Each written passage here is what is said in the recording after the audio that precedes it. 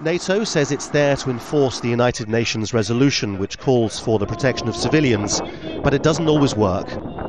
The news on Saturday that a NATO airstrike had killed a number of rebel fighters instead of Gaddafi's troops follows hard after a separate incident in which another airstrike near Brega ended up killing several civilians, including children. They are using civilians as a shield, yes.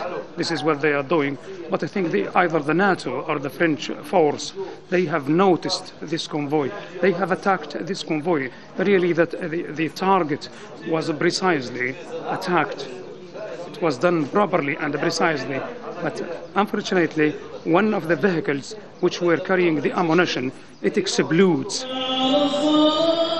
It's striking so far that in eastern Libya, where they've been so grateful for Western intervention to save Benghazi in particular from being overrun, the population is prepared to forgive NATO for such things.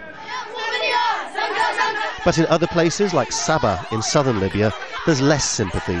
Here, journalists were taken on a tour by the Gaddafi regime where it was claimed a hospital and houses had been mistaken for a weapons dump. The locals said that was not an easy mistake to make. The fire looks like a nuclear bomb.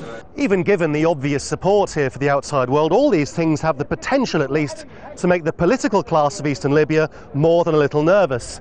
Even if their own populations are prepared to forgive NATO's mistakes for the time being, clearly it doesn't help the rebel cause militarily, and crucially, it gives Gaddafi's spokespeople, rather than them, propaganda ammunition as well.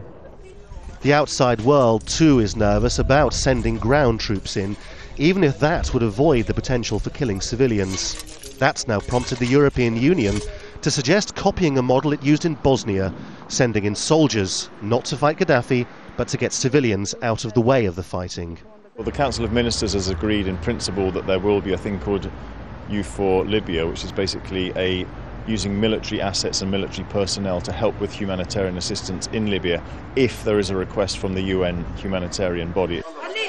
Until anyone decides if that can happen, NATO keeps on bombing from the air, and the rebels and Gaddafi's forces keep on firing, sometimes indiscriminately, at each other. For anybody in the way, it's just bad luck.